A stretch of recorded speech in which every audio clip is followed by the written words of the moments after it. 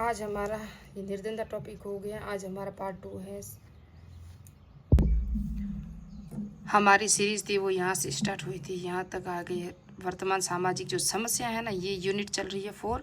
इसमें से गरीबी या निर्धनता ये टॉपिक हमने कर लिया। आज हमारा सांप्रदायिकता करेंगे, उसके बाद भ्रष्टाचार, एड्स और जातिवाद। और ये यूनिट पूरी हो जाएगी तो इसके MCQ भी करा दूंगी मैं, जो पूरे एग्जाम आए हुए हैं। जाति और वर्ग के तो शायद RBSC की बुक के करवा लिए, लेकिन पूरे एग्जाम के नहीं करवाए, तो इसके भी करवाऊंगी, इसके भी करवाऊंगी। तो आज का टॉपिक कौन सा है? ये हमारी यूनिट है। आज का जो टॉपिक है वो है सांप्रदायिकता। ये जो है सांप्रदायिकता की जो 6 आयाम किसने बनाई थी? 2018, 2023 और 2024 के एग्जाम के MCQ मैंने अभी नहीं देखे, तो वो देख के भी बताऊंगी इस टॉपिक से कौन से MCQ आए थे। ये सब करेंगे। यहाँ 2 से 2014 प्रश्न आया था, यहाँ से 2022 में प्रश्न आया था। ठीक है, ये जो है ना, यहाँ से आया था, इस बुक से, इस विपिन चंद्रा से आया था। 2022 में प्रश्न आया था। स्टार्ट करते हैं। सांप्रदायिकता। सामान्य भाषा में सांप्रदायिकता या संप्रदायवाद का अर्थ धार्मिक पहचान पर आधारित आक्रामक उग्रवाद है। यह एक ऐसी अभिवृत्ति है जो अपने समूह को ही वैध या श्रेष्ठ मानती है और अन्य समूह को निम्न और अवैध अथवा विरोधी समझती है। बस मैं हूँ ना, मैं सबसे ऊपर हूँ। मेरा जो परिवार है, जिसके परिवार की दृष्टि से देखेंगे, एक भाई गरीब भी होता है, अमीर होता है, तो अपने आप को एक श्रेष्ठ बताना कि मैं सबसे बड़ा हूँ, मैं ही सब करता हूँ।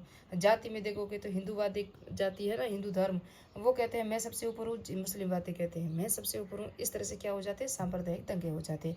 अपने आप को श्रेष्ठ बताना, मेरा मतलब ये है। आप इसको गलत वे में नहीं लें। यद्यपि सांप्रदायवादी धर्म के साथ गहन रूप से जुड़े होते हैं, पर वास्तव में व्यक्तिगत विश्वास और संप्रदाय में आवश्यक रूप से कोई संबंध होता ही नहीं है। वैसे यूं ही जुड़े रहते हैं, और जो क्या होता है, लड़ाई झगड़े वगैरह करवाने। रियल में अगर साथ में देखे ना, तो हम सब भाई भाई ही रहते हैं। इतना नहीं होता जितना इनको बड़ा चढ़ा के बता दिया जाता है। किंतु सामान्यतः सभी सांप्रदायवादी धर्म पर आधारित एक राजनीतिक पहचान की अवश्य विश्वास रखते हैं। बस राजनीति का सब सारा खेल है।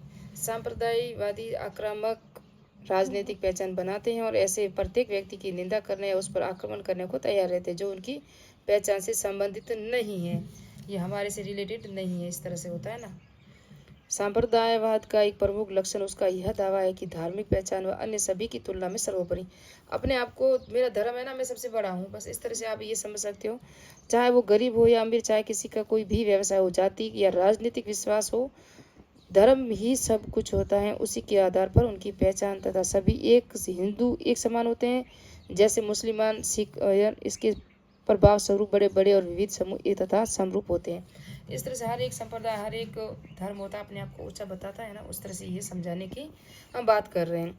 टीक के मैन उमन के अनुसार सांप्रदायिकता के 6 आयाम बताए, वेरी इंपॉर्टेंट है। और इनमें से 2018 में प्रश्न आया और 2023 में यह एक, इनमें से टीक के उमन ने कौन सा आयाम नहीं बताया था, ऐसा प्रश्न आया था। मैं प्रश्न भी करवाऊंगी तो बता दूंगी। आत्मसातकरवादी है ना, आत्मसातकरवादी, कल्याणकारी, पलायनवादी, प्रतिशोधपूर्ण, अलगाववादी और प्रथावादी। ये प्रथावादी, ये सभी इसके 6 आयाम बताए थे टी के उमन ने।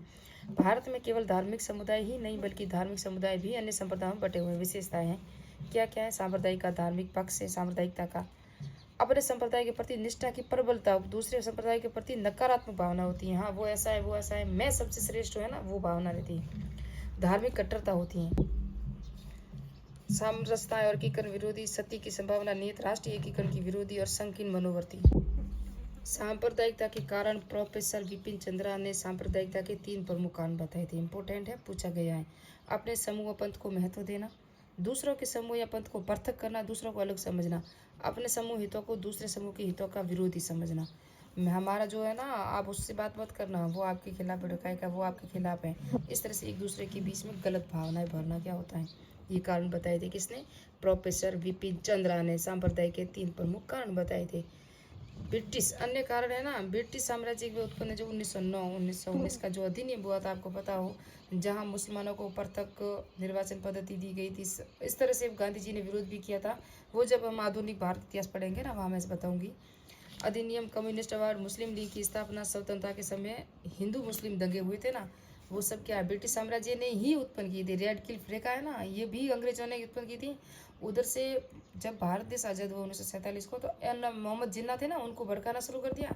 इधर से मुसलमानों को, हिंदुओं को भड़काना शुरू कर दिया कि आपके साथ ऐसा हो रहा है, उनको कहते थे आपके साथ अच्छा नहीं हो रहा है। उस तरह से अंग्रेजों ने जाते जाते तुष्टीकरण या मुस्लिम विभाजन की, जो भी देश में हिंदू मुस्लिम की जो भावना भर के गए थे ना, आज वो बहुत मजबूत हो गई है उनकी। और उन्होंने कहा था हम नहीं तो क्या हुआ, सालों को जिंदगी भर एक नहीं होने देंगे। राजनीतिक काल व तुष्टीकरण, सोशल मीडिया से उत्पन्न अफवाह, सोशल मीडिया भी अहम कारण है जहां अफवाह भड़काऊ भाषण भी आते हैं।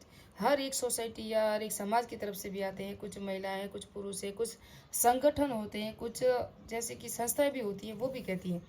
मंदिर मस्जिद का विवाद भी है, देखा था हमने, बाबरी मस्जिद का भी था, राम मंदिर का भी था, सब कुछ हुआ था। इतिहास लेखन, ऐतिहासिक स्थलों के जो विवाद भी हुए थे। असामाजिक तत्व भी कुछ होते हैं, जातिवाद भी होता है, भाषावाद भी होता है, क्षेत्रवाद भी होता है। धर्म आधारित सस्ती राजनीति होती है। धर्म आधारित जब राजनीति होती है ना, राजनीतियों को बहुत फायदा होता है। वो अपना अपना हिस्सा ले लेते हैं और अपनी जो भी अपना उल्लू सीधा करते हैं। राजनीति के टाइम ही उनको धर्म याद आता है, नहीं तो नहीं आएगा। विपिन चंद्रा ने अपनी पुस्तक आधुनिक भारत में सांप्रदायिकता के 3 आयाम चरण बताए थे। किसने बताए थे? विपिन चंद्रा ने। और कारण कौन से बताए थे? 3 कारण भी बताए थे उन्होंने। किसके?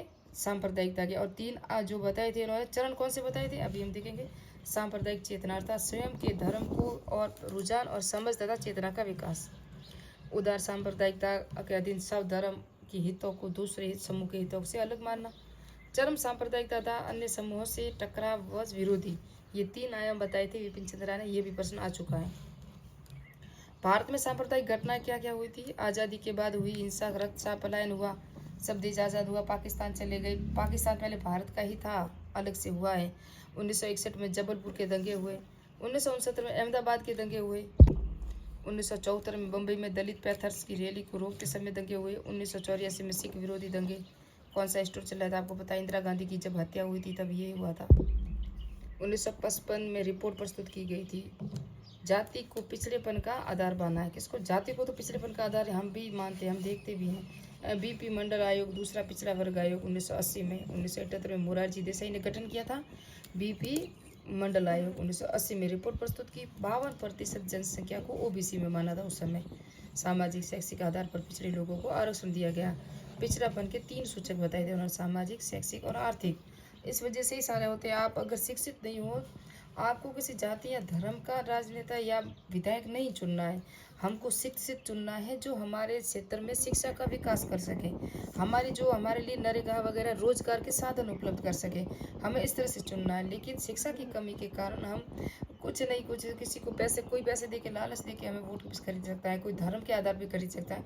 लेकिन आजकल एजुकेशन है, आप शिक्षा के आधार पर उनको वोट दें, आपके वोट का सदुपयोग हो, तो ये राजनीति है। तो हमारे स्कूल शिक्षा नहीं है, हमारे यहाँ सड़क नहीं है, पानी की व्यवस्था नहीं, उस आधार पर दें। लेकिन जहाँ तक देखा हमने 90% या 80% लोग जाति के आधार पर ही वोटिंग होती है, जिससे हमारे देश का विकास रुक जाता है। राष्ट्रीय अल्पसंख्यक आयोग 1992 में अधिनियम, 1993 में गठन हुआ, जिसे विधिक दर्जा दिया गया था। एक तो राष्ट्रीय अल्पसंख्यक आयोग 1992 में बना अधिनियम, और 1993 में गठन किया, विधिक दर्जा दिया। दूसरा था बीपी मंडल आयोग, दूसरा पिछड़ा वर्ग आयोग। 1978 में मोरारजी देसाई ने गठन किया और 1980 में इसने रिपोर्ट प्रस्तुत की। इसको याद रखना, परीक्षा में यहाँ से पूछा जाता है। बाकी हमें राजनीति से कोई जाना नहीं है। धर्म अपने अपने स्थान पर है, उसको कोई कहता है कि चर्चा का विषय भी नहीं है, और उसको हम श्रेष्ठ मान भी नहीं सकते। सबका धर्म अपनी अपनी जगह श्रेष्ठ है। मेरे लिए मेरा धर्म सही श्रेष्ठ है, आपके लिए आपके सही है, और एक दूसरे के अंदर दखल भी नहीं देना चाहिए। और अपने अपने काम पे चलो और अपना अपना ध्यान रखो, जिससे आपकी आर्थिक स्थिति भी सही रहेगी। और वोट तो आती जाती रहती है, हर 5 साल में ये वगैरह होते ही रहते हैं इलेक्शन के। आनंदपुर साहिब प्रस्ताव 1973 में, अक्टूबर 1973 में पारित हुआ, जिसमें सिखों ने 45 मांगे रखी, जिसके बाद अकाली 2 भागों में बट गया, उग्रवाद और उदारवादी में बट गया था। अकाली दल कहाँ है? पंजाब में। ऑपरेशन ब्लू स्टार 1984 में अमृतसर में स्वर्ण मंदिर में उग्रवादियों को निकालते हुए सेना का अभियान, जिसमें पिंडरवाला की मृत्यु हो गई। प्रतिक्रिया स्वरूप सिखों ने अक्टूबर 1984 में इंदिरा गांधी की हत्या कर दी थी। तो इंदिरा गांधी की हत्या सिखों ने की थी। ऑपरेशन ब्लू स्टार चलाया था, ये भी याद रखना। दीपांकर गुप्ता सांप्रदायिकता को संस्कृति के संदर्भ में देखते हैं तो सांस्कृतिक विभिन्नता को सांप्रदायिकता का कारण माना। एस.सी. दुबे सांप्रदायिकता को राष्ट्रीय एकीकरण के बाधक तत्व के रूप में देखते हैं। एस.सी. दुबे एकीकरण के अंदर तो यह सबसे बड़ा बाधक है। एक तो सांप्रदायिकता जातिवाद भी है, भ्रष्टाचार इतना नहीं है, लेकिन आजकल भ्रष्टाचार तो सोशल मीडिया के कारण आप उसको पकड़ भी सकते हो, लेकिन जो जातिवाद है ना, उसने बहुत झड़ी लगा के रख दी है। सांप्रदायिकतावाद बढ़ता ही जा रहा है, लेकिन फिर भी कंट्रोल है, अब इतना नहीं है। बिपिन चंद्रा सांप्रदायिकता की विचारधारा के रूप में देखा उन्होंने भी। गांधी जी व विनोबा भावे ने सांप्रदायिकता को की जो समाप्ति हेतु शक्ति सेना की गठन की बात की थी। किसने की थी? गांधी जी और विनोबा भावे ने। ये देखो, संस्कृत विभाग का 2023 में पेपर हुआ था, उसके अंदर ये प्रश्न आया था। मैंने कहा मैं प्रश्न बताऊंगी। टी.के. ओमन ने सांप्रदायिकता के में से किस आयाम का उल्लेख नहीं किया है? ये 2023 में आया था और हमने पढ़ा है। तो क्या किसका नहीं किया था उन्होंने? कल्याणकारी का। ये देख सकते हो, टी.के. ओमन ने सांप्रदायिकता के 6 आयाम बताए थे। आत्मजातिगण, कल्याणकारी, कल्याणवादी, प्रतिशोधपूर्ण, अलगाववादी, प्रथावादी। तो वहाँ कौन सा दिया? विशिष्टतावादी, वो नहीं है। तो आप देख सकते हो, ये MCQ है, पूरा पता है। ये रहा, ये देखो दिया हुआ द राइट है इसका। आत्मसातीकरण है, कल्याणकारी है, अलगाववादी, लेकिन विशिष्टतावादी नहीं है। तो इसका राइट है, और ये 2023 में आया था। ये आया था 2022 में 2022 में आया था। निम्न में से कौन सा भारत और सांप्रदायिकता संबंधी अध्ययन से संबंधित नहीं है? तो विपिन चंद्र हमने पढ़ा अभी, और SP नगेंद्र नहीं पढ़ा अभी, और असर अली इंजीनियर और मशहुरुल हसन, इन सब के जो भी आयोग थे वगैरह, BP मंडल वगैरह हमने पढ़े हैं। तो इसके अंदर ये राइट है, SP नगेंद्र। ये आया था 2017 में। निम्न में से कौन सा सांप्रदायिकता का कारण नहीं है?